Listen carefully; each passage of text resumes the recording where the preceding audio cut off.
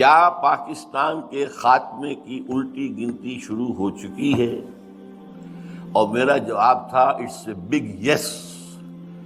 ہاں، پاکستان کے خاتمے کی الٹی گنتی شروع ہو چکی ہے. یہ ہے 4.25 سال پرانی بات. اس وقت جو میرا سغرا کبرا تھا وہ بنیادی طور پر دو باتوں پر تھا. ایک یہ کہ پاکستان اپنا ریشنیلے کھو چکا ہے. وائی پاکستان جس مقصد کے لیے اسے بنایا گیا تھا یہ کسی نسلیت کی بنیاد پر نہیں بنا تھا، کسی لسانیت کی بنیاد پر نہیں بنا تھا، کسی وطنی قومیت کی بنیاد پر نہیں بنا تھا. یہ تو بنا تھا اسلام کے نام پر. اور ایک انتہائی سمجھیے کہ خونی بلڈی جو ڈویژن تھی، دی گریٹ ڈیوائڈ، ایک بڑی کتاب لکھی گئی تھی دی گریٹ ڈیوائڈ، تاریخ انسانی کی عظیم تقسیموں میں سے وہ تقسیم تھی. لاکھوں انسان مارے گئے تھے، کروڑوں انسانوں کی تبادلہ آبادی ہوا تھا، ادھر سے ادھر، ادھر سے ادھر. تو یہ کس لیے تھا؟ اسلام کے لیے. اب ظاہر بات ہے کہ جب یہ ایک آئیڈیالوجیکل اسٹیٹ تھی اور یہاں وہ آئیڈیالوجی جو ہے نہ پروموٹ کی گئی نہ نافذ کی گئی، تو it has lost its reason the ایتھل. یہ جو فرانسیسی ایک لفظ ہے ریزون دی ایتھل، یعنی کسی چیز کے وجود کا سبب، جو اس کا وجود کا سبب ہے.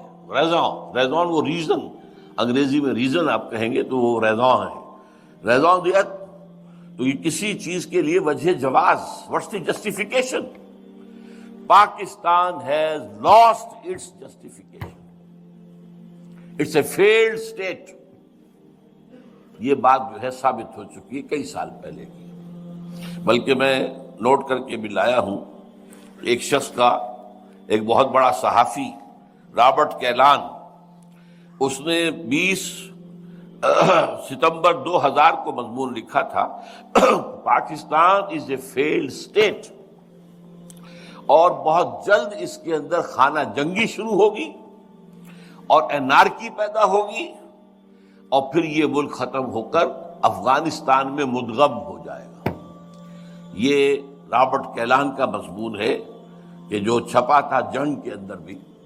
تو اس حوالے سے میں نے اس کا صرف آپ کو یاد دہانی کرائی ہے. تو پہلی بات تو یہ کہ پاکستان کا جو ریشنیلے ہے، ریزون دی ایتھل ہے، وہ ختم ہو چکا ہے. اور دوسرا مذہبی اعتبار سے یہ کہ ہم نے اللہ سے جو بدعہدی کی، وعدہ خلافی کی، اس کی زبردست سزا ہمارے اوپر مسلط ہو چکی ہے. اس کی ایک سزا ہے معنوی سزا، وہ فزیکل نہیں ہے، معنوی ہے. وہ کیا ہے؟ نفاق ہمارے دلوں کے اندر پلا دیا گیا ہے. دنیا کی منافق ترین قوم ہے مسلمانان پاکستان، منافق ترین قوم. اس لیے کہ اللہ کا قاعدہ ہے، اللہ نے بیان کیا ہے قرآن میں، جب کوئی قوم اللہ سے کوئی عہد کرتی ہے، اے اللہ اگر ہمیں یہ دے دے گا تو ہم پھر تیرے بڑے نیک بندے بن جائیں گے اور یہ کر دیں گے اور وہ کر دیں گے. اللہ وہ وعدہ پورا کر دیتا ہے تو اس کے بعد وہ وعدہ خلافی کرتی ہے قوم، تو اس کی سزا کیا ہے؟ فَعَاقَبَ فِي قُلُوبِهِمْ نِفَاقًا. ان کے دلوں میں اللہ تعالی نفاق پیدا کر دیتا ہے دنیا کے اندر. یہ معنوی سزا ہے. اس نفاق کی وجہ سے باہمی منافقت ہو گئی، نفاق ہو گیا. اب وہ قوم نہیں رہی، قومیتیں ہو گئی. وہ قوم اب کہاں ہے؟ وہ جو قوم ایک تھی، ایک جھنڈے تلے، مسلم لیگ تلے، وہ قوم اب کہاں ہے؟ ڈھونڈ اب اس کو چراغ رخ زیبا لے کر، اس کا تو کوئی وجود ہی نہیں ہے. قومیتوں میں تحلیل ہو چکی ہے، عصبیتوں میں تقسیم ہو چکی ہے، علاقائیت بھی ہے، نسلیت بھی ہے، لسانیت بھی ہے، اور مذہبی تفرقے بھی ہیں. وہ تو پارا پارا ہو چکی ہے. اس اعتبار سے نفاق باہمی، یہ نفاق کی ایک شکل ہے. نفاق کا دوسرا نتیجہ ہوتا ہے کردار کا دیوالا نکل جانا، جو حدیث میں آیا ہے. 2 حدیثیں ہیں. منافق کی نشانیاں 3 ہیں، جس میں تینوں ہیں پکا منافق ہے، اور جس میں ایک ہے تو اسی درجے میں منافق ہے. جب بولے جھوٹ بولے، جب وعدہ کرے خلاف ورزی کرے، جب امین بنایا جائے تو غبن کرے، خیانت کرے. اب یہ یارڈ سٹک لے کر اپنے معاشرے کو آپ ناپ لیجئے، from which ever angle you like, جدھر سے چاہیں اس کا جو سیکشن ہے کاٹ لیجئے اپنی قوم کا. معلوم ہوگا کہ جو جتنا بڑا ہے اتنا ہی بڑا جھوٹا، جو جتنا بڑا ہے اتنا ہی بڑا وعدہ خلاف، جو جتنا بڑا ہے اتنا ہی بڑا غبن کرنے والا۔ بلینز کے غبن ہوتے ہیں۔ اب تو کہا جا رہا ہے 90 کھرب روپیہ جو ہے وہ بے نظیر لے گئی، اللہ جانے۔ اب ہم تو اسے یہی سن نہیں سکتے اور تو کچھ نہیں کہہ سکتے۔ اس 90 میں سے 1 کھرب اس نے استعمال کیا ہے اپنے اس جو بھی اس نے اپنا کروایا ہے استقبال۔ کہہ رہے ہیں لوگ اللہ جانے واللہ عالم۔ بہرحال سارے ملک جو اس کا محل ہے اس کا انکار وہ نہیں کر سکتی، چاہے پرٹیکولرلی اس کے نام پر نہ ہو، ہے تو صحیح۔ اور سوئٹزرلینڈ کی عدالتیں جو ہیں وہ تو اب بھی اس کا پیچھا کر رہی ہیں، وہ اپنے ان فیصلے کو لے کے کھڑی ہوئی ہے۔ اب ہمارا مدعی بیٹھ جائے تو اور بات ہے، حکومت جو ہے وہ خود بیٹھ جائے جو مدعی تھا، تو ظاہر بات ہے کہ پھر اس کے بعد تو کوئی سوال پیدا نہیں ہوتا مقدمے کے چلنے کا، لیکن وہ عدالت تو کھڑی ہے ابھی۔ تو بہرحال دوسرا جو ہے وہ نفاق باہمی کے بعد یہ جو انسانی اخلاقیات کا جنازہ نکلا ہے اس ملک سے، واقعتاً وہ بھی اسی نفاق کا نتیجہ ہے۔ اور تیسرے یہ کہ سب سے بڑا منافقت کی علامت ہمارا دستور ہے، کہنے کو سارا اسلام اس میں لکھا ہوا ہے، حقیقت میں زیرو ہے۔ تمام اسلامک پروویژنز ان ایفیکٹو ہیں، کوئی ان کی مؤثر ہونے کی شکل نہیں ہے، لکھا ہوا ہے۔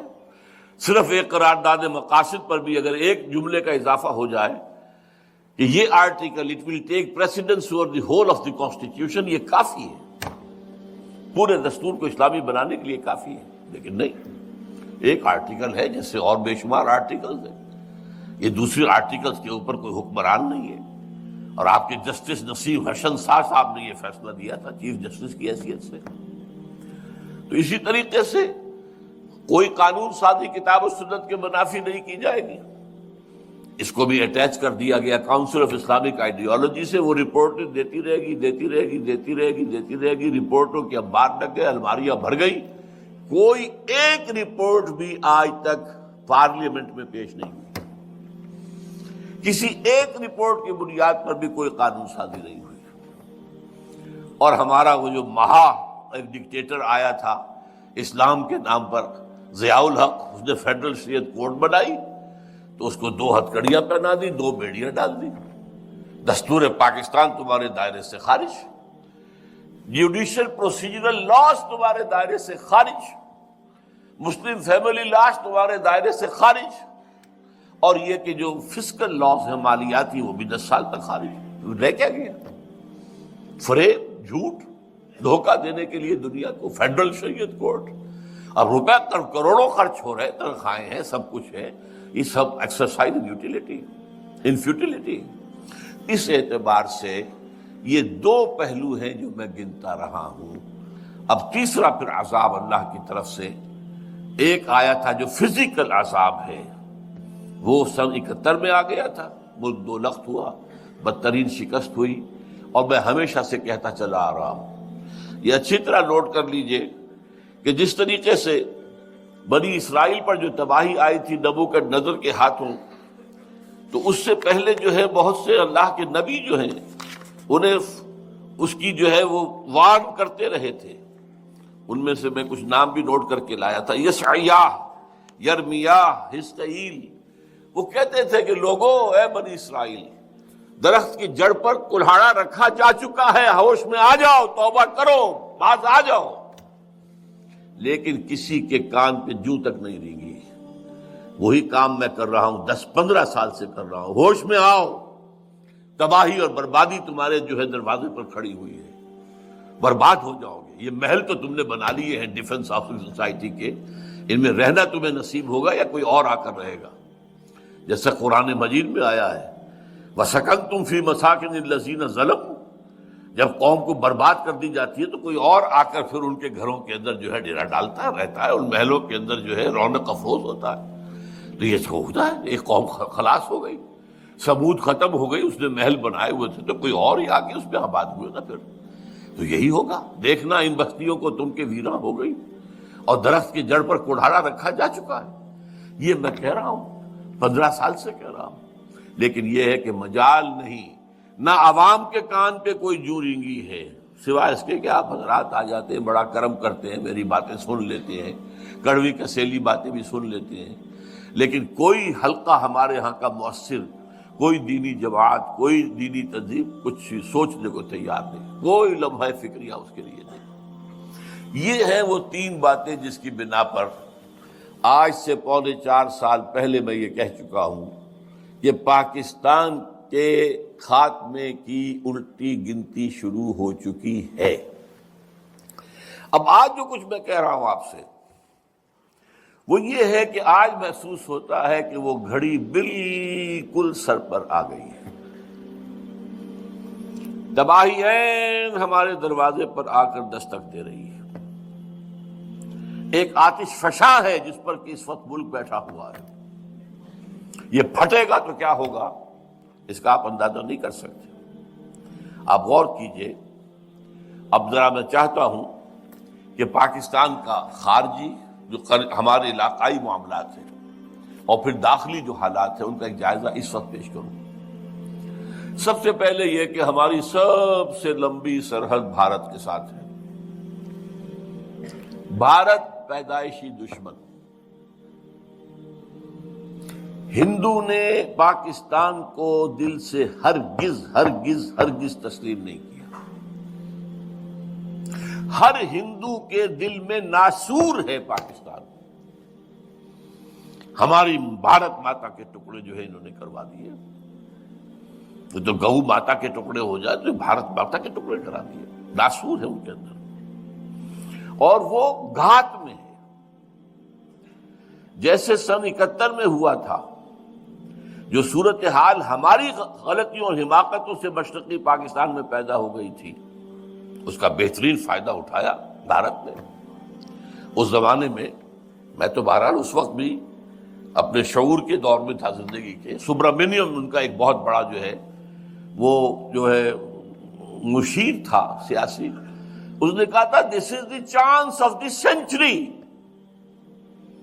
یہ صدی کا موقع ہے، اسے استعمال کرو، مت جانے دو اس کو ہاتھ سے، توڑ دو پاکستان، توڑ دی۔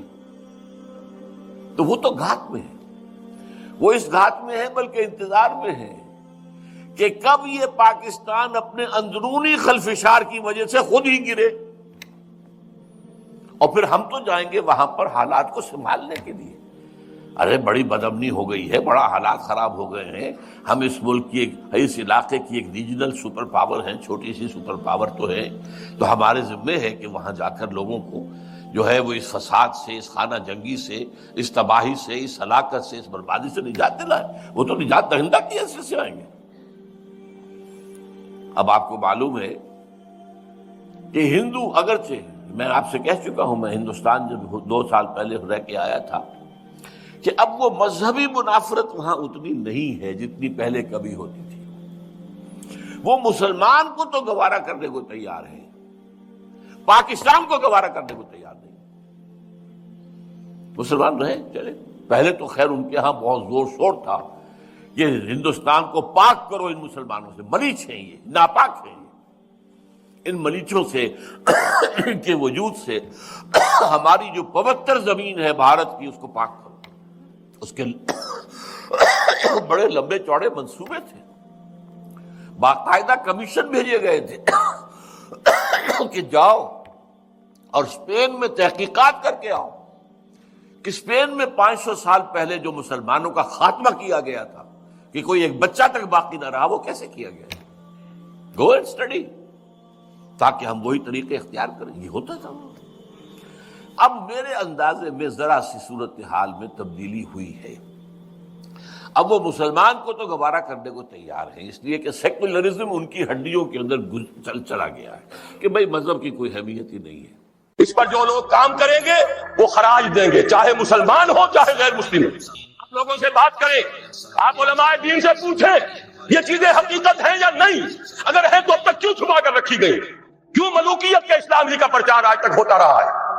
حضرت عمر فاروق کا ایک اجتہاد تھا، جو ملک مسلمانوں نے بزور شمشیر فتح کیے اس کی زمینیں کسی کی انفرادی ملکیت نہیں، مسلمانوں کی اجتماعی ملکیت۔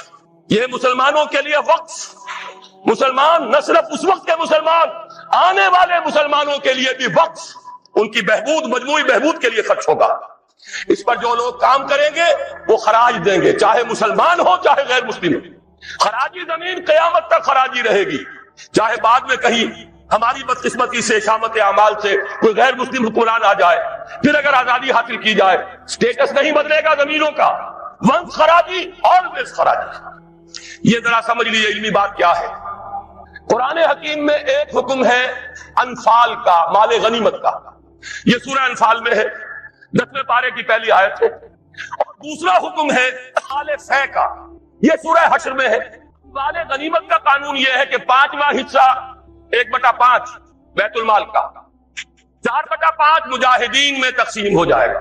سوار ہے گھوڑا اور اونٹ بھی اس نے اپنا رکھا ہوا ہے تو اس کو 2 حصہ ملے گا، پیدل ہے اکیلا۔ اموال فے کیا ہے؟ کل کے کل بیت المال کے، کسی کا کوئی حصہ نہیں۔ عام خیال یہ تھا کہ یہ زمینیں جو فتح ہو رہی ہیں، عراق فتح ہو گیا، شام فتح ہو گیا، ایران فتح ہو گیا، مصر فتح ہو گیا، تصور تو کیجیے، the fertile crescent of the Middle, East کا سارا فتح۔ چند سالوں کے اندر اندر چند ہزار صحابہ تھے جنہوں نے ان سارے علاقوں کو فتح کر دیا۔ اب انہوں نے مطالبہ کیا کہ جناب یہ مال غنیمت ہے، ہم نے جنگ کر کے فتح کیا، لہذا یہ زمینیں تقسیم کر دیجئے، 5واں حصہ رکھ لیجئے بیت المال کا۔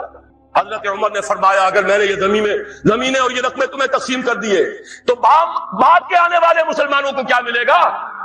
واقعہ یہ ہے کہ تاریخ انسانی کا بدترین جاگیردارانہ نظام قائم ہو جاتا اگر حضرت عمر یہ فیصلہ نہ کرتے۔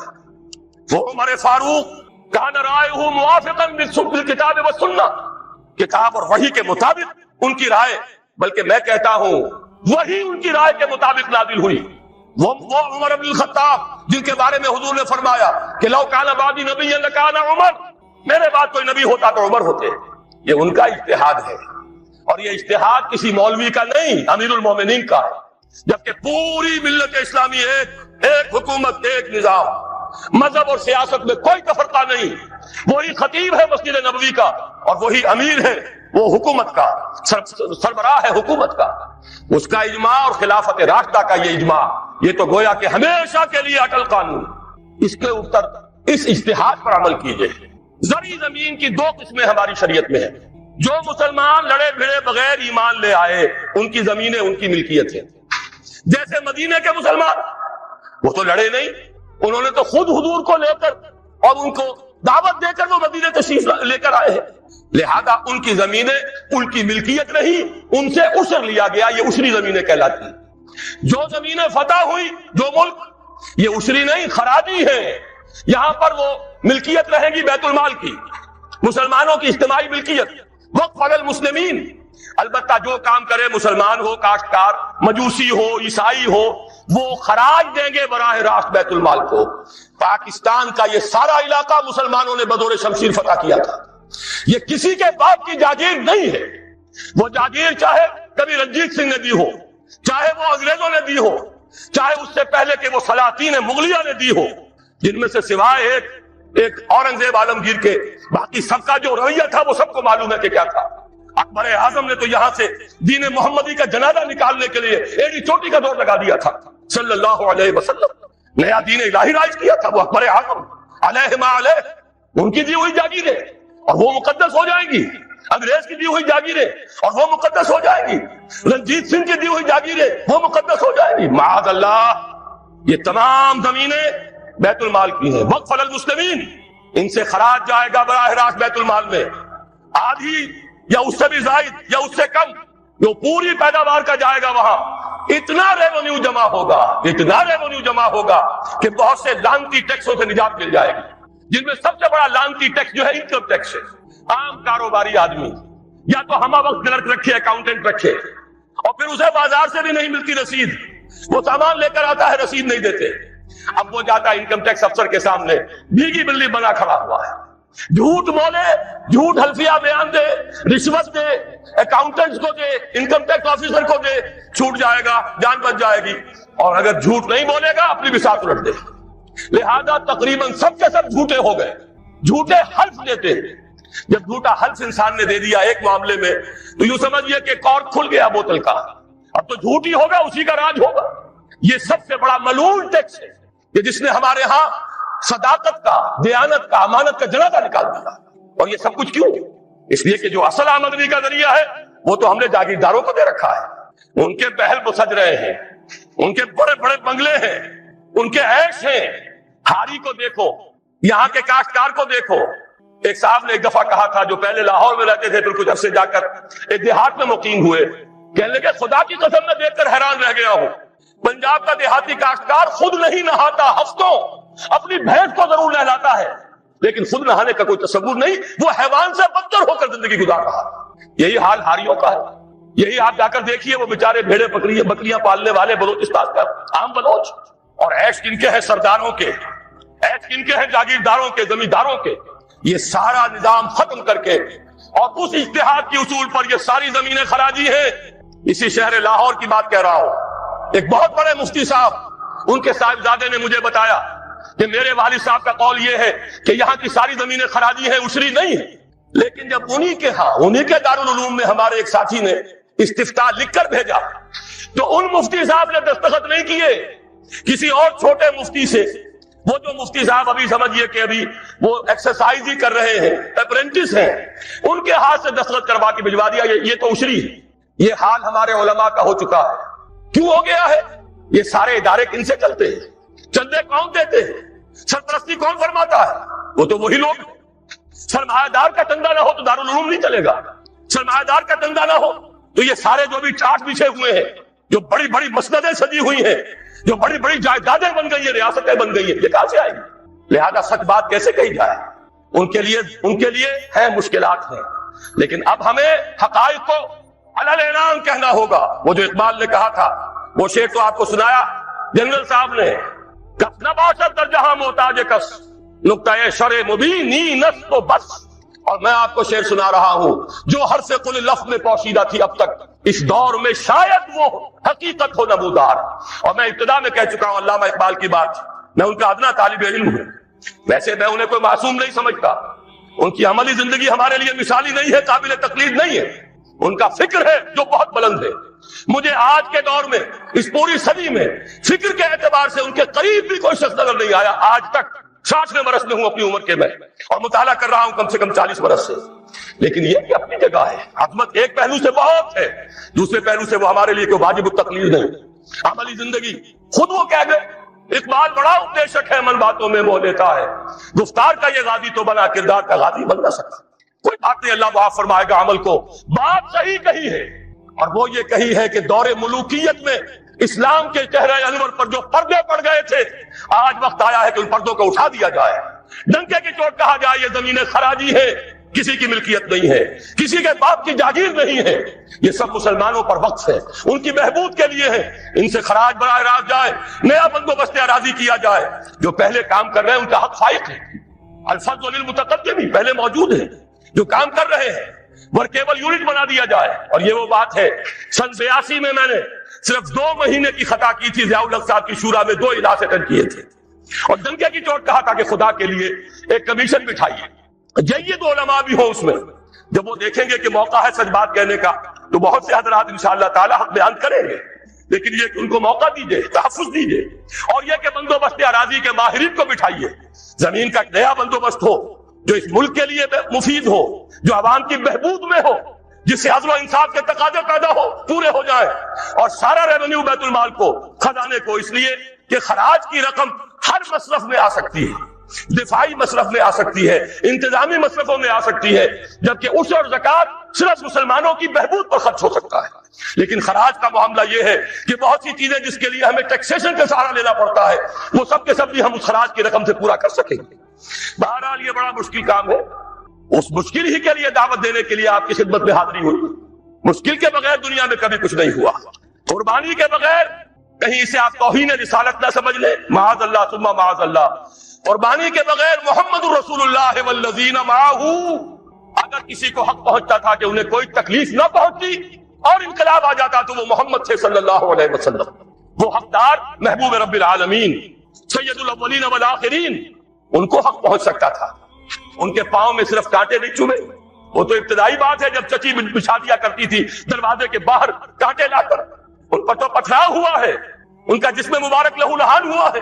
وہ 3 برس کے لیے شیب بنی ہاشم میں محفوظ رہے ہیں، شدید ترین فاقے آئے ہیں، وہ 3 دن غار ثور میں چھپے ہوئے رہے ہیں، اور وہاں آپ نے اپنے آپ کو جو ہے محفوظ رکھا ہے۔ پھر کیا نہیں ہوا؟ جنگ بدر میں طویل ترین سجدہ کیا، اے اللہ کل جو مارکا ہونے والا ہے، اگر کہیں یہ 313 میرے 15 برس کی کمائی اگر کہیں یہ کل ختم ہو گئی تو پھر قیامت تک تیرا نام لینے والا کوئی نہ ہوگا۔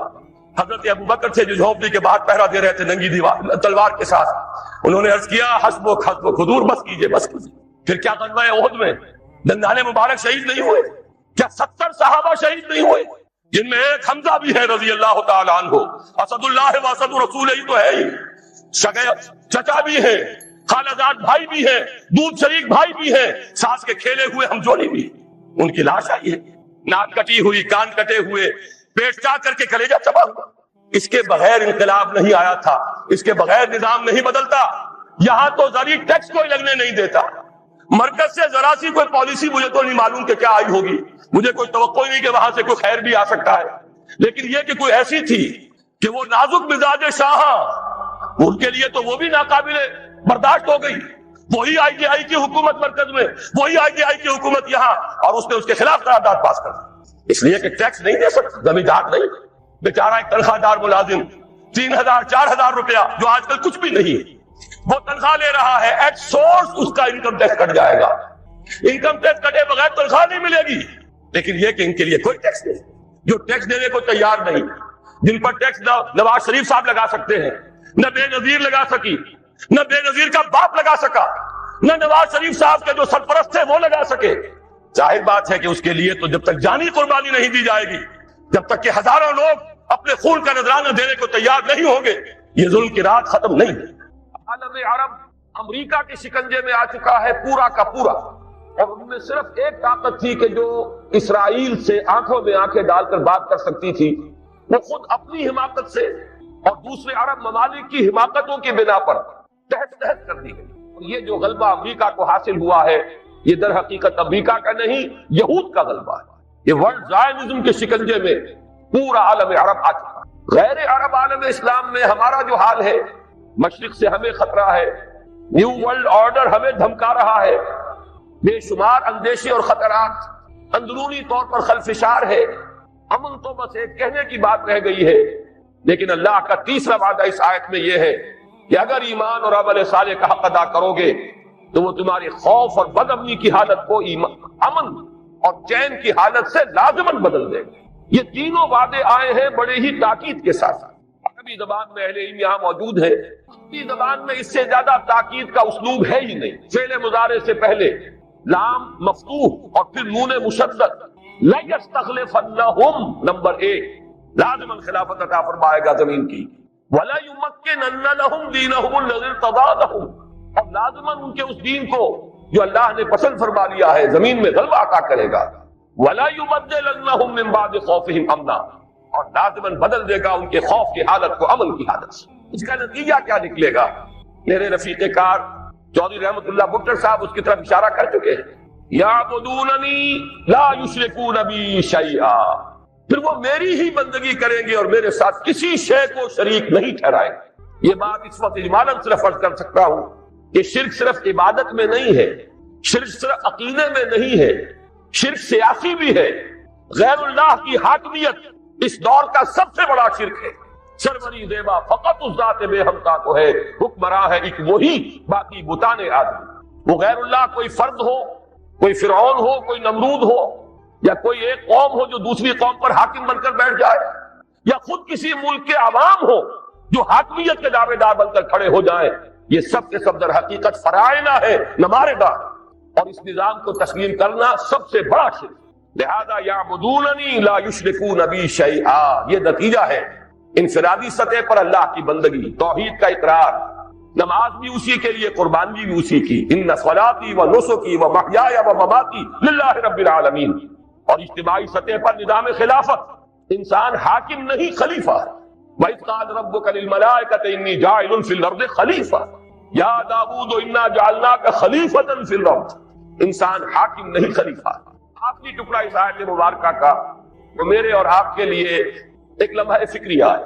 اللہ نے اتنے وعدے کر دیے اتنی تاکید کے ساتھ کر دیے، اتنے پختہ وعدے کر دیے، ومن کفر بعد ذلک، جو شخص اس کے بعد بھی کفر اختیار کرے گا. اور جنرل صاحب نے ابھی آپ کو 3 آیتیں سنا دی سورہ مائدہ کی. من لم يحكم بما انزل الله فاولئك هم الكافرون ومن لم يحكم بما انزل الله فاولئك هم الفاسقون ومن لم يحكم بما انزل الله فاولئك هم الظالمون. اللہ کے حکم کے سوا کسی حکم کے مطابق فیصلہ کرنا یہی تو شرک ہے، یہی تو ظلم ہے، یہی تو فسق ہے، یہی تو کفر.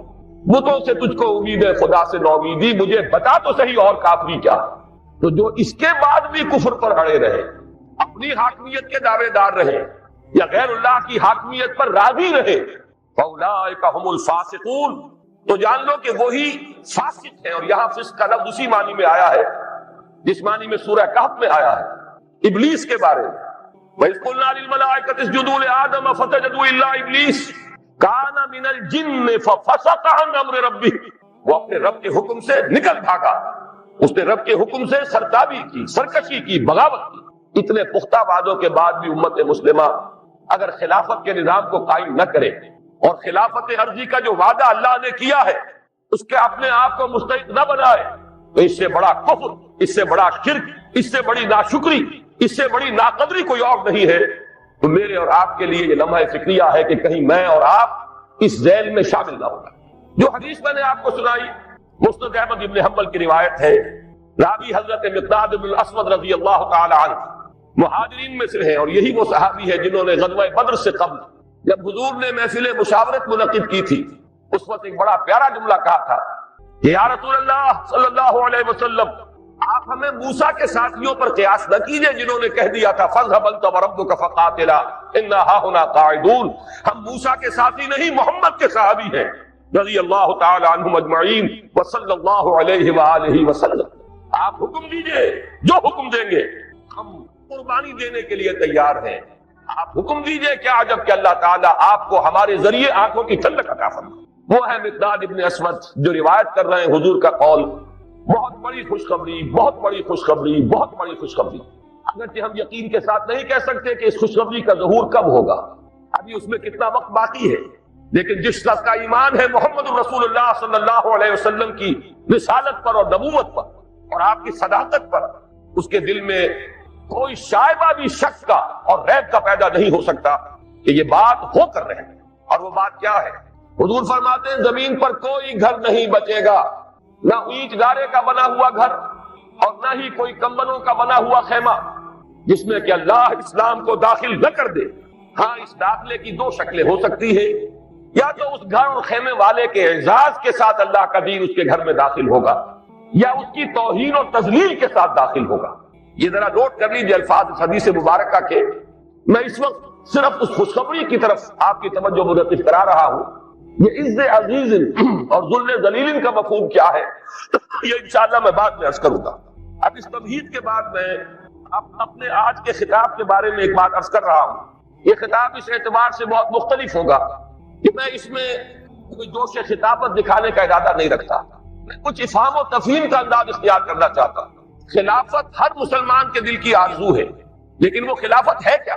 اس کا مطلب کیا ہے؟ اگر وہ نظام قائم ہو جائے تو ہماری سیاست میں، ہماری معیشت میں، ہماری معاشرت میں کیا بنیادی تبدیلیاں آئیں گی؟ جب تک ذہن اس پر صاف نہ ہو، جب تک یہ تصورات واضح نہ ہو جائے، ہم قدم آگے نہیں بڑھا سکیں. چونکہ ابھی ہم اس تحریک کا آغاز کر رہے ہیں، لہذا ہم چاہتے ہیں کہ بات کو افہام و تفہیم کے انداز میں رکھا جائے، بات سمجھی جائے اور سمجھائی جائے.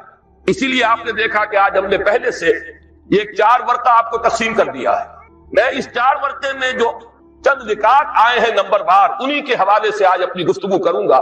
اور اگر آپ حضرات بھی اپنے ہاتھوں میں اس کو کھول لیں تو کوئی حرج نہیں. یہ اندیشہ نہ کیجئے کہ میں وہ پڑھ کر سناؤں گا، لیکن یہ کہ آپ کو اندازہ ہوتا چلا جائے گا کہ میری گفتگو کا کتنا حصہ مکمل ہو گیا ہے. اس میں پہلا عنوان ہے پاکستان کی اساس اور مقصد کیا ہے. وہ بات جو ابھی جنرل صاحب نے فرمائی، وہ نعرہ پاکستان کا مطلب کیا، لا الہ الا اللہ. میں خود ان لوگوں میں سے ہوں، ان نوجوانوں میں سے جس نے یہ نعرے لگائے. مسلم اسٹوڈنٹ فیڈریشن کا ضلع حصار کا میں جنرل سیکرٹری تھا. 1.5-2 سال پوری مشقت کی. لہذا میں آج صرف اس نعرے کا حوالہ نہیں دے رہا، بات کیونکہ سمجھانی پیش نظر ہے. میں نے اس جگہ پر 2 عظیم شخصیتوں کا حوالہ دیا ہے، اور ان دونوں میں آپ نوٹ کریں گے، چاہے بعد میں جا کر مطالعہ کریں، میں نے ایک فرق قائم کیا ہے.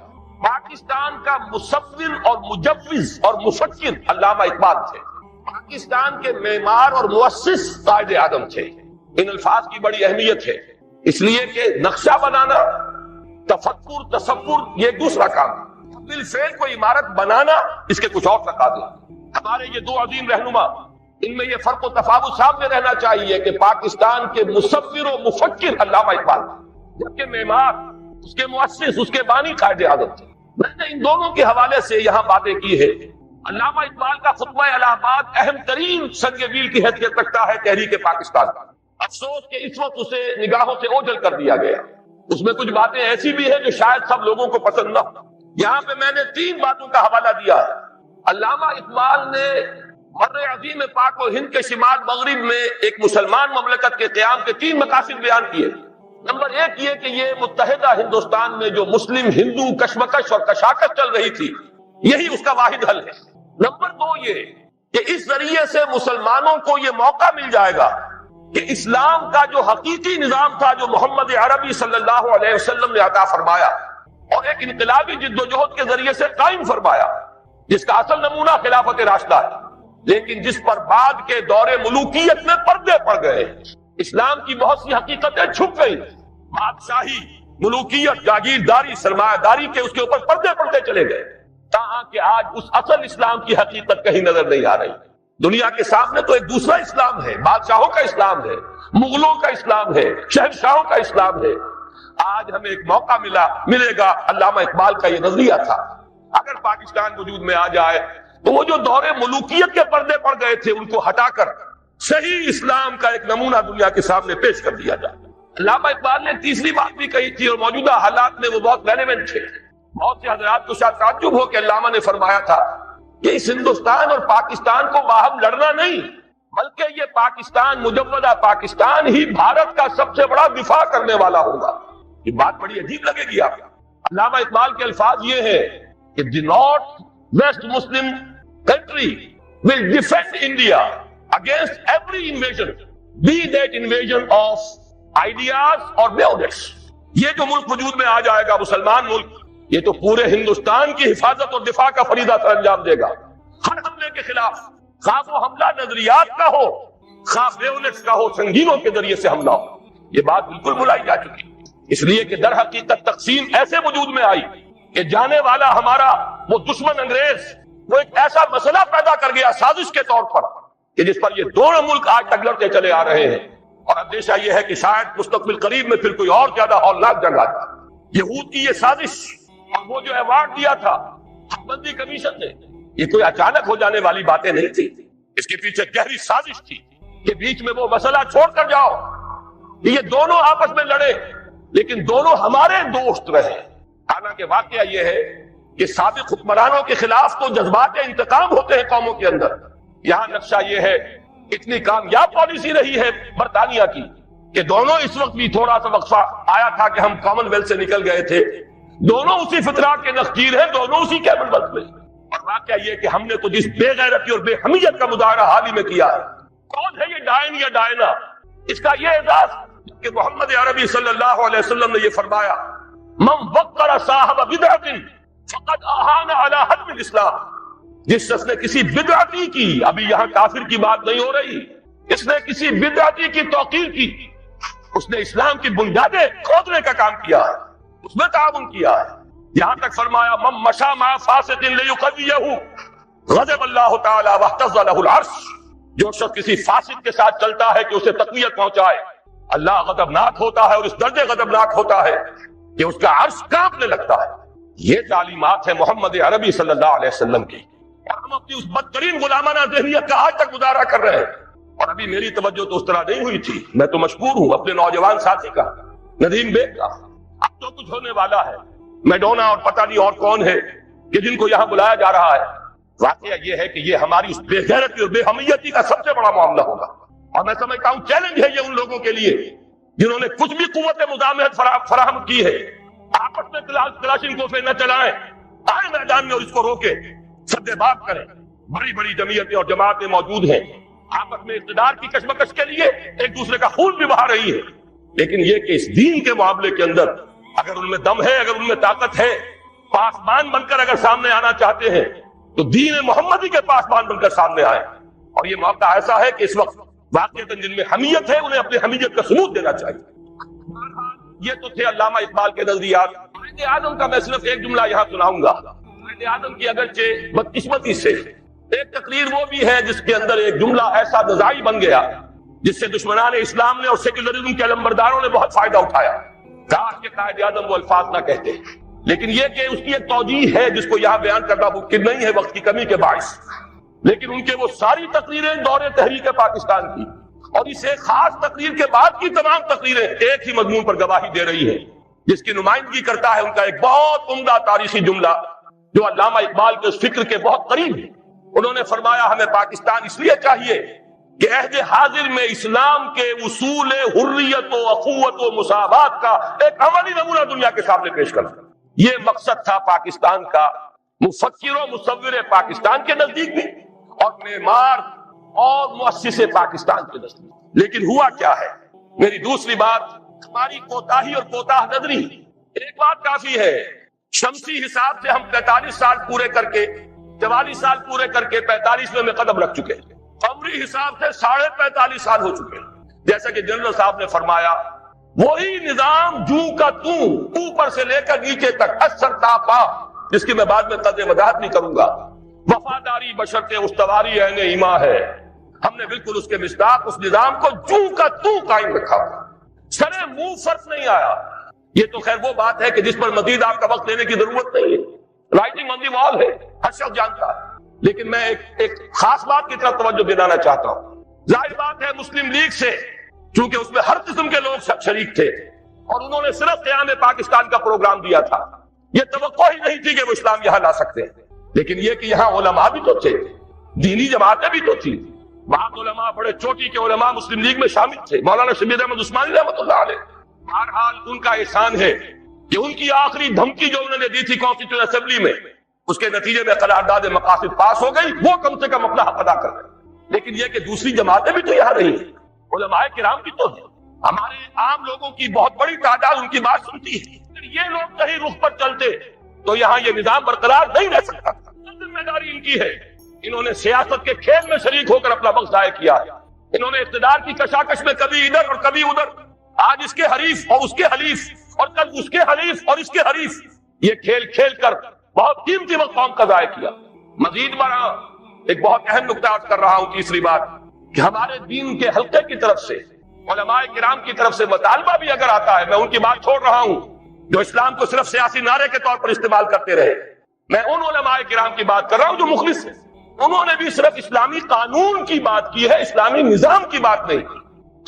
ان دونوں میں ایک باریک سا فرق ہے۔ نظام ہے، قانون اس نظام کو چلاتا ہے، قانون اس نظام کو تحفظ دیتا ہے۔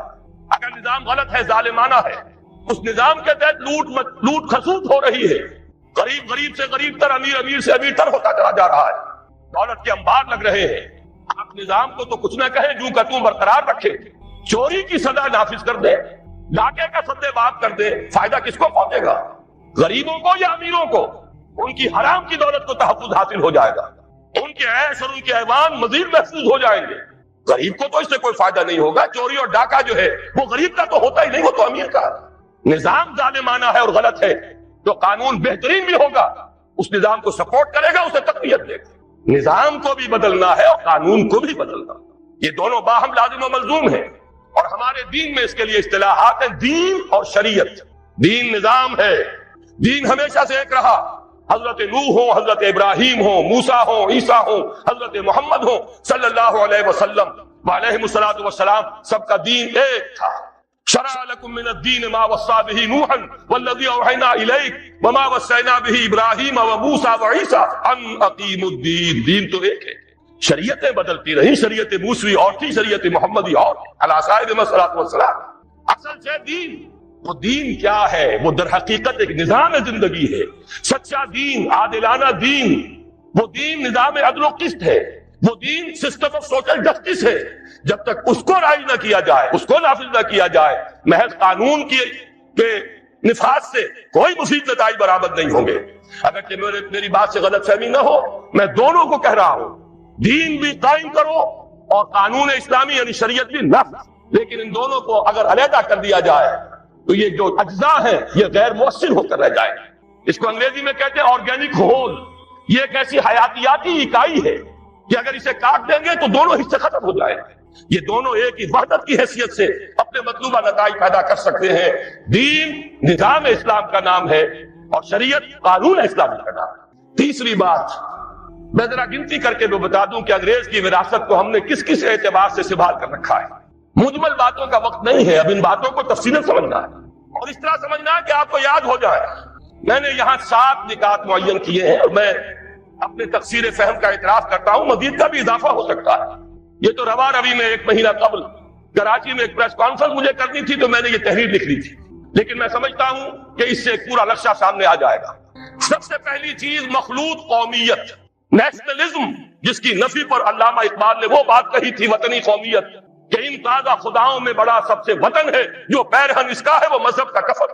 میں افسوس کے ساتھ کہہ رہا ہوں, میں انسان مند ہوں قائد اعظم کا, انہی کی جد و جہد اور انہی کی قیادت کے نتیجے میں پاکستان قائم ہوا, لیکن ہم اسلاف پرست نہیں ہیں. اسلاف میں بھی اگر کوئی بات غلط ہوگی ہم اس کا اقرار کریں گے, ببانگ دہل اس کا اعلان کریں گے. اگر حضرت ابوبکر صدیق بھی یہ فرما سکتے تھے کہ اگر میں سیدھا رہوں تو تم پر میری اطاعت فرض ہے اور اگر میں ٹیڑھا ہونے لگوں تو مجھے سیدھا کرنا فرض ہے, تو کسی دوسرے کا مقام اس سے بالا تر نہیں.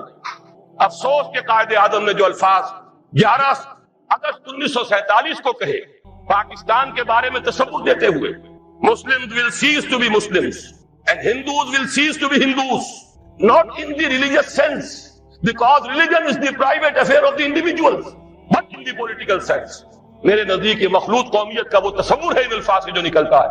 توجیہ میں نے بھی کی ہے ان کے اس قول کی, میری کتاب استحکام پاکستان میں جو باب اس پر ہے اس پر میں نے مفصل توجیہ کی, لیکن الفاظ ایسے ہیں بدقسمتی سے, جیسا کہ میں نے ابتدا میں عرض کیا تھا کہ سیکولرزم کے علمبرداروں کو اس سے دلیل ملی ہے. یہ مخلوط قومیت کا وہ نظریہ ہے جس کی نفی پر ہم نے تحریک پر پاکستان چلائی. پاکستانی قومیت, مسلم قومیت, اس کی بنیاد پر پاکستان بنا ہے. بہرحال ہم نے ابھی تک عملاً اسی مخلوط قومیت کے تصور کو اختیار کیا ہوا ہے. ہماری ایک ہی اسمبلی ہے, اس میں غیر مسلم بھی جائیں گے, مسلم بھی جائیں گے, وہ برابر کے ہیں, ان کے ووٹ وہاں پر کوئی میں فرق نہیں ہے. تو معلوم یہ ہوا کہ یہ تو مخلوط قومیت اور مسلم اور غیر مسلم کی ایک مشترک قومیت کا تصور ہے جو آج بھی ہمارے ہاں رائج ہے, اور اگرچہ ہم نے اس کی نفی پر پاکستان بنایا. دوسرے پارلیمانی جمہوریت, کیونکہ برطانیہ میں پارلیمانی جمہوریت تھی اور اس کی تو ہر شے کو ہمیں سنبھال کر رکھنا ہے. پارلیمانی جمہوریت سے لے کر کرکٹ کے گیم تک ہر شے کو پوری وفاداری کے ساتھ ہم نے قائم رکھا. شاہ ڈائنا کو بلایا تھا یہی دکھانے کے لیے کہ دیکھ لو, سرے منہ فرق نہیں آنے دیا ہم نے اس ملک میں, جیسا تم لوگ چھوڑ گئے تھے ویسا ہی آج قائم. ہمارے یہاں اس پارلیمانی جمہوریت کو سمجھ لیا گیا ہے کہ شاید یہ منظم من اللہ ہے اور تو کوئی راستہ ہے ہی نہیں, کوئی الٹرنیٹو ہے ہی نہیں. اس کو اصول موضوع بنا لیا گیا اس لیے کہ اس نے ہمیں یہ پارلیمانی جمہوریت کا تصور دیا اور تھوڑی سی اس کی ہمیں تربیت بھی دے دی تھی. تیسری چیز صوبوں کے نام اور اس کی حدود. معلوم ہوا کہ یہ تو شاید اللہ کے رسول نے معین کیے, معاذ اللہ, ان میں کوئی ادھر ادھر کا معاملہ نہیں ہو سکتا. سرائیکی صوبے کا نام لینے تو کفر ہو گیا, کہیں کوئی اور صوبے کی تقسیم کی بات کرے تو ڈرتا ہے, کانپتا ہے. صوبوں کی سینکٹی, صوبوں کا تقدس اور اس کی بنیاد پر عصبیت جو دن بدن گہری سے گہری ہوتی چلی جا رہی ہے. یہ بھی در حقیقت کس کے صوبے تھے؟ انگریز نے اپنی انتظامی مصلحت سے بنائے اور ہم نے جو کے تو قائم رکھے. نئے ضلع وجود میں آ گئے, نئی کمشنریاں وجود میں آ گئی, لیکن صوبوں کی حدود یہ تو مقدس گائے ہے, سیکریٹ کاؤ, سیکروسینٹ, اس میں کہیں کوئی تبدیلی نہیں آ سکتی. نمبر 4 بینکنگ کا وہ نظام جس کی بنیاد پر ہماری پوری صنعت اور تجارت, بلکہ اب تو کہوں گا زراعت بھی, اس لیے کہ ساری زرعی مشینری وہ بھی سودی قرضوں پر, ساری کھاد سودی قرضے پر, نظام کے ہر حصے میں وہ شے شرائط کر گئی ہے جسے ابھی آپ سن چکے ہیں اللہ اور اس کے رسول کے خلاف کے اعلان جنگ کے مترادف قرار دیا گیا. سمجھا یہ جاتا ہے سود کے بغیر تو نظام چل ہی نہیں سکتا. میرے نزدیک یہ کلمہ کفر ہے, یہ اللہ تعالیٰ کے خلاف بد اعتمادی کا ووٹ ہے. یا تو اللہ کو علم نہیں تھا معاذ اللہ, ایک دور وہ بھی آئے گا کہ سود کے بغیر نظام چل نہیں سکے گا, اور اس نے وہ شے حرام کر دی جو لازمی تھی. وہ تو کہتا ہے لا یکلف اللہ نفسا الا وسعها, انسانی وسعت سے بڑھ کر تو وہ کسی شے کا بوجھ نہیں ڈالتا. معلوم ہوا کہ ہمیں نہ اللہ پر یقین ہے نہ اس کے رسول پر اعتماد. نمبر 5 جوئے, سٹے اور لاٹری کی لعنت جو ہمارے ہاں بڑھتی چلی جا رہی ہے. یہ کہا جا سکتا ہے کہ واقعتاً سود تو ایسی شے ہے کہ ایک دفعہ اگر اسے ہٹائیں گا تو زلزلہ ضرور آئے گا. ہمارے نزدیک وہ زلزلہ بہت مبارک زلزلہ ہوگا جو سود کو ختم کرنے کے نتیجے میں آئے اور اسی سے خیر برآمد ہوگا. لیکن یہ جوئے اور سٹے اور لاٹری کے ذریعے سے بھی کوئی زلزلہ آ جائے گا. اگر ان کو ختم کر دیا جائے تو قیامت آ جائے گی, جسے قرآن کہتا ہے رجس من عمل الشیطان. یہ ساری فارورڈ ٹریڈنگ, یہ ہمارے سارے اسٹاک ایکسچینج اور یہ بڑی بڑی لاٹریز, کبھی فیتمید ہے اور کبھی سیف گیند کی ہے, جس کے ٹکٹ یہاں بلیک میں بکتے ہیں, جس کی پبلسٹی اس پیمانے پر ہوتی ہے کہ جوئے کی اتنی ترغیب و تشویق شاید پوری انسانی تاریخ میں کبھی نہ ہوئی. کیوں جاری ہے؟ اس لیے کہ انگریز چھوڑ گیا تھا. یہ سارے اسٹاک ایکسچینج اس نے بنائے تھے, یہ لاٹریوں کا نظام اس نے دیا تھا. نمبر 6 جاگیرداری اور غیر حاضر زمینداری کا نظام جو کا تو رکھا ہوا ہے. 2 دفعہ کی نام نہاد اصلاحات جنہوں نے کہ واقعتاً کوئی فرق واقع نہیں کیا. جاگیرداری جو کی تو مسلط, غیر حاضر زمینداری جو کی تو موجود. جبکہ واقعہ یہ ہے بھارت کم سے کم ہم سے اس معاملے میں پیش قدمی کر گیا. سرمایہ داری اور سود اور جوا اور سٹا اور رشوت, یہ ساری لعنتیں وہاں بھی ہیں جو یہاں ہیں. لیکن ایک قدم وہ اٹھا گیا تھا اور اسی کے نتیجے میں وہاں سیاسی توازن رہا, کم سے کم 40 برس تک سیاسی استحکام رہا, اور وہ تھا جاگیرداری کا خاتمہ. پہلے قدم اٹھایا. یہ ہمارے ہاں جاگیرداروں کا کھیل ہے, سیاست ان کا مشغلہ ہے, سیاست ان کا کاروبار ہے, اور وہی لوگ ہیں جو چھائے ہوئے ہیں. آج وہی انڈسٹریلسٹ بھی ہیں, انہی کی اولاد جو ہے, چاہے وہ سول سروسز ہو اور بہت سے وہ خود آرمی کے آفیسرز میں, وہ انہی کی نسلیں جو ہے وہ چلی آ رہی ہیں. اگرچہ یہ کہ آرمی میں ہمارا کامن مین بھی کافی گیا ہے, یہاں قربانی دینے کا معاملہ ہوتا ہے, لیکن یہ کہ سول بیوروکریسی سے تو تقریباً پوری کی پوری نہیں پر مشتمل ہے. اور یہ جاگیرداری جو کی تو قائم. 7ویں چیز مخلوط معاشرت. مخلوط قومیت سے میں نے بات شروع کی تھی اور مخلوط معاشرت پر ختم کر رہا ہوں. شانہ بشانہ, قدم بقدم اختلاط مرد و زن ہر میدان میں برابر. کہیں نہ سطر رہا, نہ حجاب رہا, نہ پردہ رہا. میں نے تو پردہ ہندوستان میں دیکھا ہے جا کر, برقعے وہاں دیکھے ہیں. پاکستان میں تو اب برقع دیکھنے میں کہیں نظر نہیں آتی. میں نے حیدرآباد دکن میں دیکھا. میرے 3 لیکچر ہوئے تھے حقیقت شرک کے موضوع پر مکہ مسجد میں, جس میں 5000 کے قریب مجھے بتایا گیا خواتین تھی, 15000 مرد تھے, مسلسل 3 دن. یہ آج سے تقریباً 6 سال پہلے کی بات ہے. لیکن وہاں میں نے وہ جب جلسہ ختم ہوا ہے, ہر عورت کو دیکھا کہ وہ برقعے میں تھی, مکمل برقعے میں. لیکن یہاں تو آپ کراچی میں جا کر دیکھیے, برقع نام کی کوئی شے نہیں. وہ تو آپ یوں سمجھیے کہ وہ معروف نہیں منکر بن گیا ہے. اب اس کے اوپر فکرے چست ہوتے ہیں. یہ مخلوط معاشرت جو ہے, جس کی وجہ سے کہ مغرب میں شرم و حیا کا دیوالہ نکلا, گھر کا سکون ختم ہو گیا. ان سے پوچھئے روتے ہیں, ان کا گھر کا خون, فیملی لائف شٹر ہو چکی, خاندان کا نظام درہم برہم ہو گیا. اولاد الٹی پھرتی ہے, میاں بیوی دونوں کام پر گئے ہوئے ہیں, شام کو تھکے ہوئے آئے ہیں. بچے اگر آ گئے اسکولوں سے واپس, وہ اب جو کچھ کر رہے ہیں کوئی ان کی دیکھ بھال کرنے والا نہیں.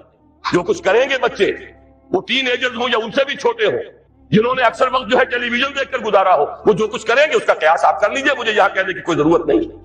یہ آخری شے تو وہ ہے کہ جس میں واقعہ یہ ہے کہ انگریز جہاں ہمیں چھوڑ گیا تھا, اس میں ہم نے بہت ترقی کی ہے. اب تو ہم کہہ سکتے ہیں کہ ہماری معاشرت بالکل یورپ کے ہم پلہ معاشرت ہو چکی. بڑے دقیانوس کچھ گھرانے ہوں گے جن کے ہاں پردہ بھی ہے, شرم و حیا بھی کسی شے کا نام ہے, اور عصمت و عفت بھی کوئی شے ہے. باقی یہ کہ اکثر و بیشتر ہمارا جو حال ہو چکا ہے, خصوصاً اونچے طبقات کا, معلوم ہوا کہ وہ تو اس معاشرت کے اندر ان سے بھی کہیں آگے نکل گئے. تیسری بات میں بس کر رہا ہوں, تحریک پاکستان اور دفاع پاکستان, تحریک خلافت اور دفاع پاکستان. یہ بات آ چکی ہے, مجھے صرف اشارہ کر دینا کافی ہے.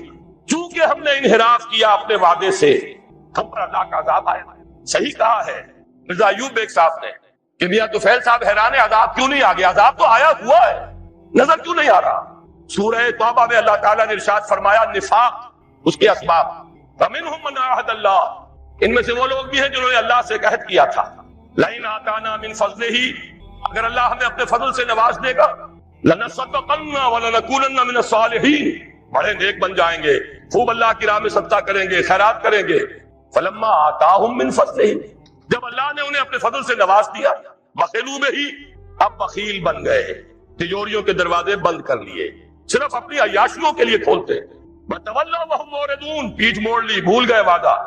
اب اس کی سزا کیا ہے, کان کھول کر سنیے. فَعَاقَبَهُمْ نِفَاقًا فِي قُلُوبِهِمْ, اللہ نے ان کے دلوں میں نفاق کی لعنت پیدا کر دی. یہ نفاق ہے جو آج آپ کو پورے پاکستانی معاشرے پر نظر آ رہا ہے.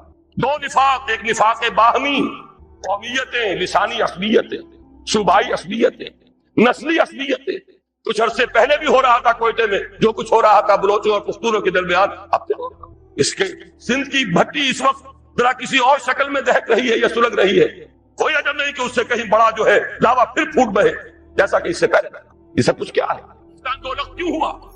ایک لسانی اصلیت، بنگلہ بھاشا، بنگلہ نیشنلزم، بنگلہ دیش، 3 قدم ہے۔ زبانی اصلیت، اس کی تحریک، ایک نیا دیش، یہی معاملہ پاکستان میں ہوتا ہے۔ اس اعتبار سے واقعہ یہ ہے کہ یہ صدا ہے اللہ کی طرف سے، اخلاق کا جو دیوالہ نکلا ہے۔ دوائیوں میں شاید دنیا میں کوئی قوم نہ ہو جو دوائیوں میں ملاوٹ کرتی ہو۔ کوئی غریب عورت ہو سکتا ہے گھر کے برتن بیچ کر آئی ہو اور اپنے بچے کے لیے یا اپنے شوہر کے لیے دوا لے کر جا رہی ہو، اور 15 روپے کا ایک کیپسول اس نے خریدا، لیکن اس کیپسول میں چاٹ بھرا ہوا ہو کچھ۔ یہ کام سلطنت خدا داد پاکستان میں ہوگا۔ میں صرف اس ایک مثال پر اکتفا کر رہا ہوں، زیادہ وقت نہیں ہے۔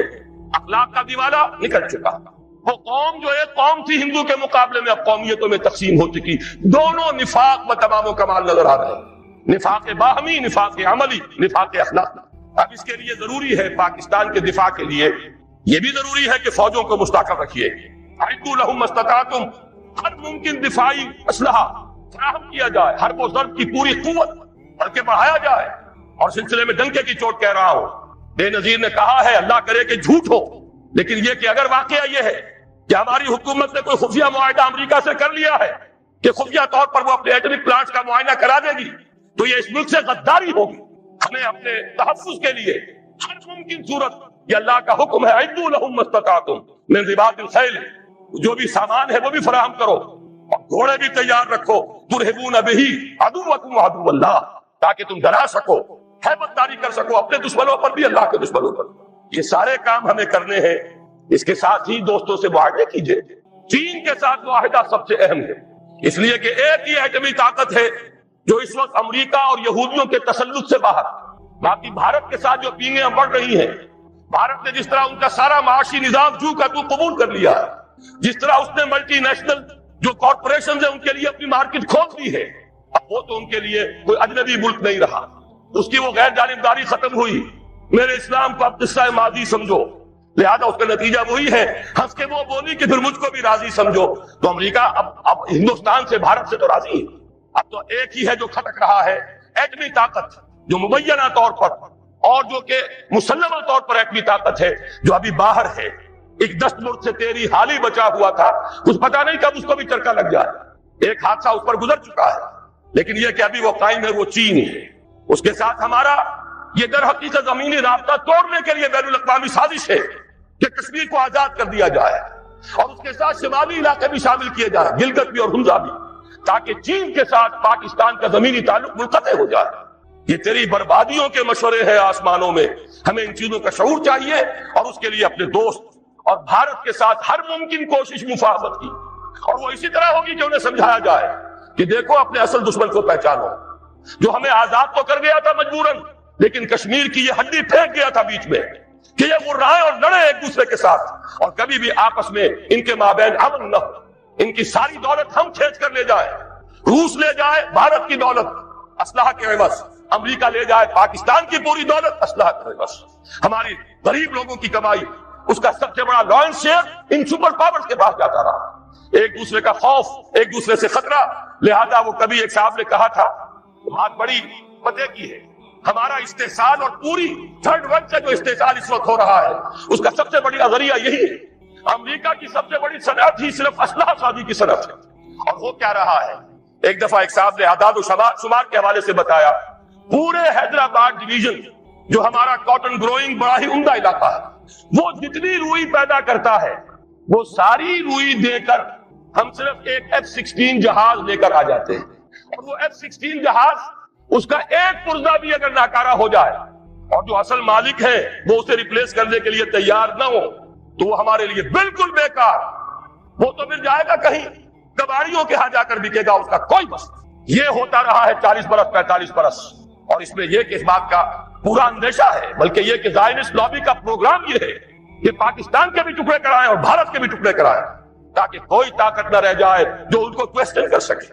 ہمیں یہ احساس اور شعور بھارتیوں کے اندر پیدا کرنا ہے کہ ہم اس کا بیٹھ کر معاملہ کریں، اس کا حل نکالیں، جو وعدے کیے تھے انہیں اب جو تم نے تاکہ نسیان پر رکھ دیا تھا ان کو پورا کرو، اور خدا کے لیے آپس میں لڑ مرنے کی بجائے اپنے اصل دشمن کو پہچانو۔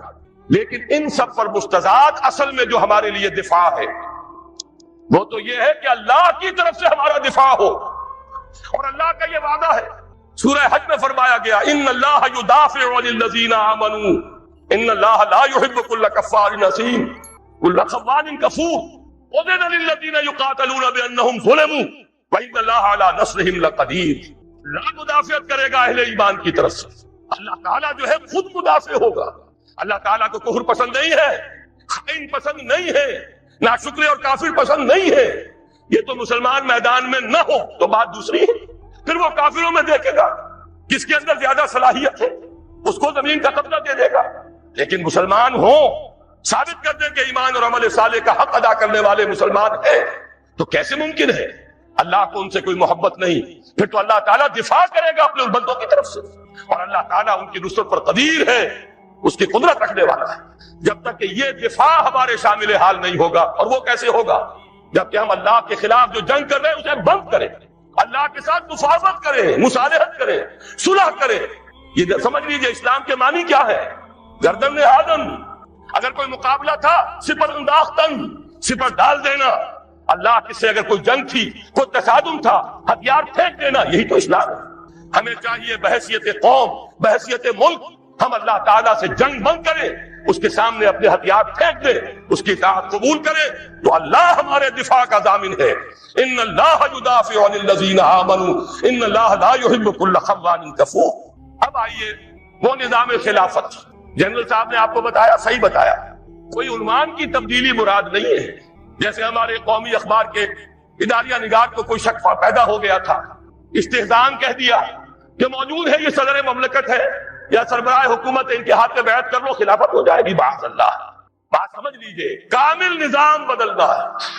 جیسے کہ شاہ ولی اللہ دہلوی نے 250 برس قبل نعرہ لگایا تھا، فَتْفُ كُلَّ نِظَامٍ، یہ پورا نظام توڑ پھوڑ کر رکھ دینا، اس کے اجزاء کو علیحدہ علیحدہ کر کے بکھیر دینا۔ ظاہر ہے یہ کام انقلابی جدوجہد کے بغیر نہیں ہو سکتا، یہ ووٹوں کی بھیک مانگ کر نہیں ہو سکتا، یہ محض ریزولوشن پاس کرنے سے نہیں ہوگا، یہ خالی اور خونی نعرے لگانے سے نہیں ہوگا، ایک انقلاب کے ذریعے سے ہوگا، جانیں دے کر ہوگا، قربانیاں دے کر ہوگا۔ لیکن جب ہو جائے گا تو اس کے خد و خال کیا ہوں گے؟ یہ ہیں 10 نکات جو اس میں نے میدان میں دیکھا کہ ایک ایک بینر کی حیثیت سے یہ سامنے رکھے ہوئے، لیکن ظاہر بات اسے پڑھ نہیں سکیں گے آپ، میں اجمالاً ان میں سے ہر ایک کی وضاحت کروں گا۔ سب سے پہلا نکتہ، اللہ کی حاکمیت کا غیر مشروط اقرار، جو بحمدللہ قرارداد مقاصد میں ہے، لیکن اس کا عملی نتیجہ کتاب و سنت کی غیر مشروط بلا استثناء بالادستی کو تسلیم کرنا دستور میں، جو ہم نے نہیں کیا، بڑی ڈینگ ماری، عوام کو دھوکہ دے دیا۔ علماء بھی پہلے تو کچھ بہت بیانات انہوں نے تیکھے دیے تھے، کچھ خیال ہو رہا تھا کہ شاید ہمت کریں گے، بعد میں سب کے سب انکار زیر پر ہو گئے۔ ایک دھمکی ملی، تم IJI کے ٹکٹ پر منتخب ہوئے ہو، سینیٹر بنے ہو، ہمارے بنائے بنے ہو، نہیں بول سکتے، لہذا چپ ہو گئے۔ ورنہ واقعہ یہ ہے، مولانا زاہد الراشدی کا ایک مراسلہ مجھے ملا تھا، وہ تمام علماء کو انہوں نے بھیجا کہ کیا کیا مشروط بالادستی کتاب و سنت کی اسلام میں جائز ہے؟ ہر شخص کہے گا حرام، غیر مشروط بلا استثناء بالادستی، چاہے وہ نظام ہو اور چاہے وہ قانون ہو۔ ہم نے کہا ہے قرآن و سنت کی بالادستی بشرطے کہ وہ ہمارے نظام پر اثر انداز نہ ہو۔ یہ کلمہ کفر ہے، یہ وہ بات ہے جو قرآن کہتا ہے افتؤمنون ببعض الکتاب وتکفرون ببعض فما جزاء من يفعل ذلك منكم الا خزي في الحياة الدنيا ويوم القيامة يردون الى اشد العذاب وما الله بغافل عما تعملون۔ تو کیا تم ہماری کتاب کے ایک حصے کو مانتے اور ایک کو نہیں مانتے؟ تو جو کوئی بھی یہ کام کرے گا اس کی سزا اس کے سوا کچھ نہیں ہے کہ دنیا کی زندگی میں ذلیل و خوار کر دیے جائیں، جو کہ ہم ہیں اس وقت ہیں۔ آج کیوں ذلیل کے کل تک نصیب پسند گستاخی فرشتہ ہماری جناب میں؟ اس کا جواب اس آیت میں ہے الا خزي في الحیات الدنیا ویوم القیامۃ یردون الی اشد العذاب، اور قیامت کے دن ان کو شدید ترین عذاب میں جھونک دیا جائے گا۔ اور اللہ غافل نہیں ہے اسے جو تم کر رہے ہو۔ کس کو دھوکہ دے رہے ہیں؟ عوام کو دھوکہ دے لو گے، اللہ کو تو نہیں دے سکتے۔ عوام کو تم نے مطمئن کر دیا، ہم نے نفاذ شریعت تک پاس کر دیا، وعدہ پورا کر دیا، لیکن یہ کہ اللہ کے ساتھ یہ دھوکے بازی بہت مہنگی پڑے گی۔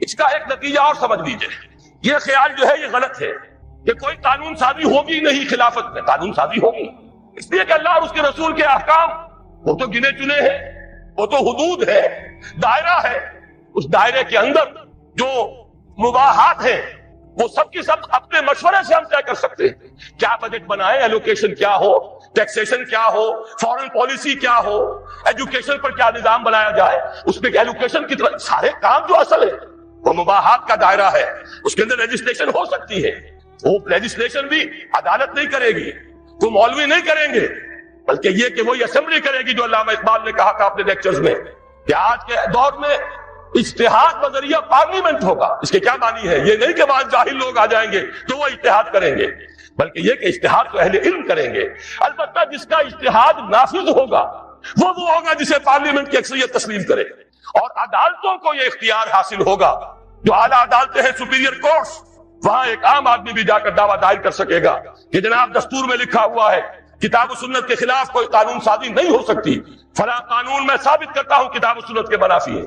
عدالت کو اختیار ہوگا، وہ اس کو کل عدم قرار دے دے، گورنمنٹ کو نوٹس دے، اتنی مدت کے اندر اندر اس کی جگہ پر دوسری قانون سازی کتاب و سنت کے دائرے کے اندر اندر کر لو، خلا کو پر کر دو، ورنہ فلاں تاریخ سے یہ قانون کل عدم۔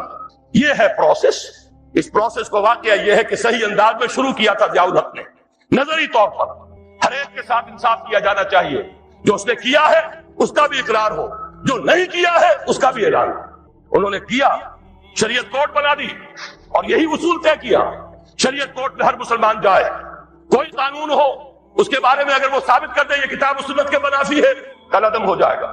لیکن کیا نہیں کیا وہ بھی سمجھ لیجئے، شریعت کورٹ بٹھا کر اس کو ہتھکڑیاں بھی پہنا دی، بیڑیاں بھی پہنا دی، نہ ہمارے دستور کے بارے میں بول سکتے ہو، چاہے مفتی تقی عثمانی ہو اور چاہے پیر کرم بخش صاحب ہو اور کوئی بھی ہو، چاہے کوئی بڑے سے بڑا عالم نے لا کر بٹھا دیا، دستور پر بات نہیں کر سکتے، عدالتی قوانین پر بات نہیں کر سکتے، مالی قوانین پر بات نہیں کر سکتے، اور تو اور آئینی قوانین پر بھی بات نہیں کر سکتے۔ انا للہ و انا الیہ راجعون۔ کام بڑا اچھا کیا تھا، صحیح کیا، لیکن یہ کہاوت ہے ہمارے ہاں، کوئی مہمان آیا ہو تو کہا جائے جناب یہ سب گھر آپ کا ہے اطمینان سے، لیکن دیکھیے کسی شے کو ہاتھ نہ لگائیے گا۔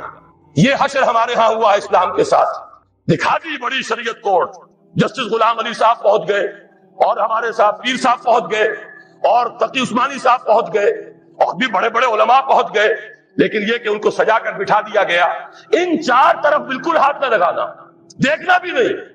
باقی کچھ قوانین ہے، ہوتا رہا ہے، ہوتا رہے گا، لیکن نہ مالیات کا نظام بدلے گا، نہ خاندانی نظام جو ہے اس میں جو کچھ کیا تھا ایک عامر مطلق نے پہلے ایوب خان نے، اور اس کو دوسرے اس عامر نے مسلسل 11 برس تک تحفظ دیا ہے، جس کو تمام اس ملک کے جتنے بھی مسلمہ فرقے ہیں، جتنے مسلک ہیں، سنی، شیعہ، دیوبندی، بریلوی، اہل حدیث، جماعت اسلامی، سب نے یہ کہا کہ یہ غلط ہے، شریعت کے خلاف ہے، شریعت سے تجاوز ہے، لیکن وہ قانون 1962 سے لے کر 1992 آ رہا ہے، 30 برس سے جوں کا توں لاگو۔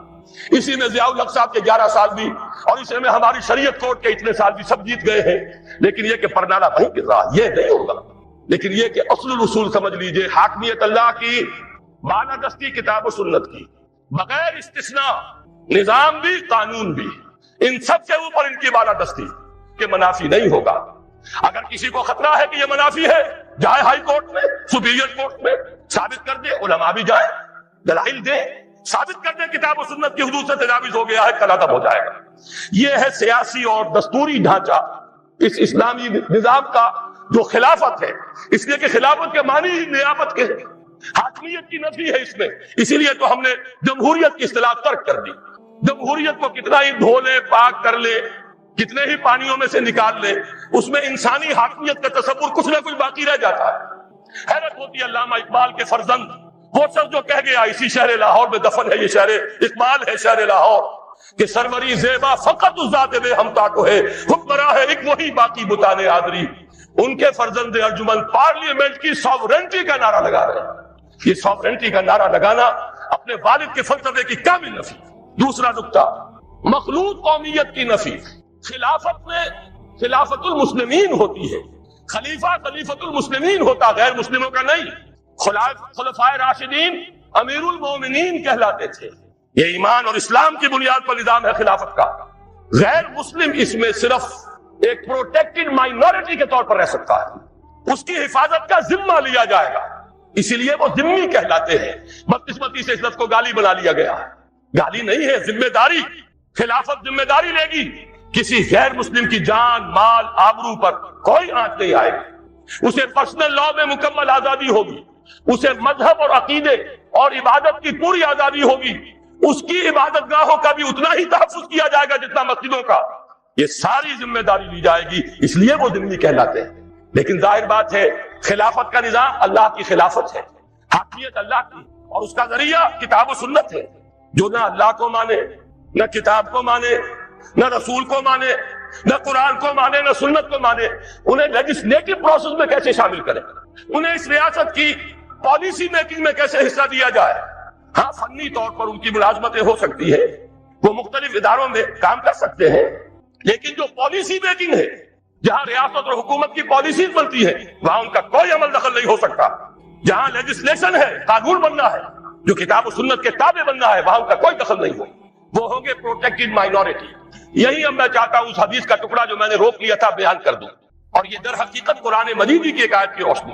حضور نے فرمایا تھا کہ پوری دنیا میں کوئی گھر نہیں بچے گا، نہ اینٹ گارے کا بنا ہوا اور نہ کوئی کمبلوں کا بنا ہوا خیمہ، جس میں اللہ اپنے دین کو داخل نہ کر دے. لیکن داخلے کی دو شکلیں ہوں گی، بعز عزیز او ذل ذلیل. یا تو عزت والے کا اعزاز اور یا کسی ذلیل کی تذلیل کے ساتھ. معنی کیا ہے اس کے؟ اگر گھر والا خود اسلام قبول کر لیتا ہے، للہ العزت ولرسولہ وللمؤمنین، اب وہ بھی اس عزت کے اندر شریک ہو گیا جو اللہ کے لیے ہے، رسول کے لیے، اہل ایمان کے لیے. اس کے اعزاز کے ساتھ اس کے گھر میں اسلام داخل ہوا. اور جو اسلام قبول نہیں کرے گا، ظاہر بات ہے اسے بھی اپنے گھر کے اندر جو چاہے کر لے، لیکن پورے نظام کے تابع ہو کر رہنا پڑے گا. جو بھی لا آف دی لینڈ ہے اس میں اللہ اور اس کے رسول کا حکم چلے گا، لہذا اس کی توہین ہو گئی خود بخود. وہ اپنے گھر میں جو چاہے کرے، شراب پینی ہے پی لے، اپنا جو معاملہ کرنا چاہے، کسی ایک معبود کو نہیں ہزاروں معبودوں کو سجدے کر لے، اجازت ہے. لیکن یہ کہ ملک میں نظام اللہ اور اس کے رسول کا، غلبہ اللہ کے دین کا. وَلِلَّهِ الْعِزَّةُ وَلِرَسُولِهِ وَلِلْمُؤْمِنِينَ. یہی دو شکلیں ممکن ہے جو حضور نے بیان فرما دی. اور میں نے عرض کیا تھا یہ قرآن مجید کی آیت ہے. نصارہ اور یہود کے بارے میں سورہ توبہ میں فرمایا حَتَّى يُعْطُوا الْجِزْيَةَ عَنْ يَدٍ وَهُمْ صَاغِرُونَ. جبکہ مشرکین عرب کے لیے کوئی آپشن نہیں تھا، یا ایمان لاؤ یا قتل کر دیے جاؤ گے. بَرَأَةٌ مِّنَ اللَّهِ وَرَسُولِهِ، یہ سورہ توبہ کی ابتدائی آیات اسی موضوع پر ہے. آگے چل کر فرمایا یہود اور نصارہ کے لیے ایک ایگزمپشن ہے. وہ یہودی اور نصرانی ہو کر رہنا چاہیں تو رہے، لیکن انہیں چھوٹے ہو کر رہنا پڑے گا، ہاتھ سے جزیہ دینا ہوگا. یؤتوا الجزیۃ عن ید وہم صاغرون، یہی ہے جسے حضور نے فرمایا ذل ذلیل. اس کے سوا کوئی شکل نہیں اسلامی ریاست. البتہ جزیہ کیا ہے، اسے بھی گالی بنا دیا. یہ گالی نہیں ہے. ریاست جب ذمہ لے گی، خلافت کا نظام انڈر رائٹ کرے گا ان کے جان اور مال کے تحفظ کو، ان کی آزادیوں کو، مذہب اور عقیدے کی آزادی، ان کے پرسنل لا کی آزادی، تو کچھ ٹیکس انہیں دینا پڑے گا نا، کچھ تبادلے میں ہوگا. مسلمان زکات دیں گے، اگر عشری زمین ہے عشر دیں گے، خراجی زمین ہے خراج دیں گے، تو انہیں بھی کچھ دینا ہوگا کہ نہیں. بس یہ ان سے زکات نہیں ہوگی اور ان سے ہوگا ٹیکس. وہ ٹیکس ہے جس کا نام جزیہ ہے. جزیہ کسی کا جزا، بدلہ. یہ تو ایک در حقیقت مبادلہ ہے. حکومت جو کچھ خرچ کرتی ہے اس کا کچھ نہ کچھ حصہ آپ کو برداشت کرنا ہوگا. تو جزیہ جزا ہے. ذمہ وہ ہے جس کے تمام حقوق کی ضمانت خلافت کا نظام دیتا ہے. یہ ہے ایک علیحدہ معاملہ. البتہ یہ کہ جہاں تک خلیفہ کا انتخاب اور جو بھی قانون ساز آپ ادارہ بنائے اس کے انتخاب کا معاملہ ہے، اس میں صرف مسلمان مرد اور عورتیں ووٹ دیں گی، اور صرف وہ مسلمان اس میں حصہ لیں گے، مرد. اس لیے کہ امورکم الی نسائکم، یہ محمد رسول اللہ کے فرمان کے خلاف ہے. عورتوں کے حوالے کچھ اور ذمہ داریاں ہیں جو اسلام نے کی ہیں، وہ میں بعد میں کروں گا. ووٹ دیں گی اس لیے کہ حضرت عمر رضی اللہ تعالیٰ عنہ نے جو ایک کمیٹی بنائی تھی جس کے بعد کے تیسرے خلیفہ کا انتخاب ہوا، جس کے ذریعے سے اس میں حضرت عبد الرحمن ابن عوف نے مردوں سے بھی رائے لی، خواتین سے بھی رائے لی. رائے کی حد تک ہمارے پاس مثال موجود ہے، لیکن یہ کہ اس سے آگے معاملات مملکت، معاملات ریاست، یہ مردوں کے لیے ہے، عورتوں کے لیے نہیں. اس اعتبار سے سمجھ لیجئے مسلمان مرد اور عورتیں مل کر خلیفہ کا انتخاب کریں، جو بھی مجلس ملیہ کا انتخاب کریں. اس میں غیر مسلموں کا کوئی حصہ نہیں ہے. ان کے علیحدہ باڈیز ہو سکتی ہیں ان کے مسائل کے بارے میں جن سے رائے لی جا سکے. یہ ہے دوسرا نقطہ، مخلوط قومیت کی نفی۔ تیسرا نقطہ، خلیفہ کا انتخاب بلا واسطہ تمام مسلمان مرد اور عورتیں کریں گے، لیکن اس خلیفہ کا معاملہ وہ نہیں ہوگا جو پارلیمانی نظام میں ہے۔ خلفائے راشدین مشورہ لیتے تھے، مشورہ لینا فرض ہے، حضور سے کہا گیا شاورہم فی الامر، لہذا کون ہوگا جو اس سے مستثنا ہو؟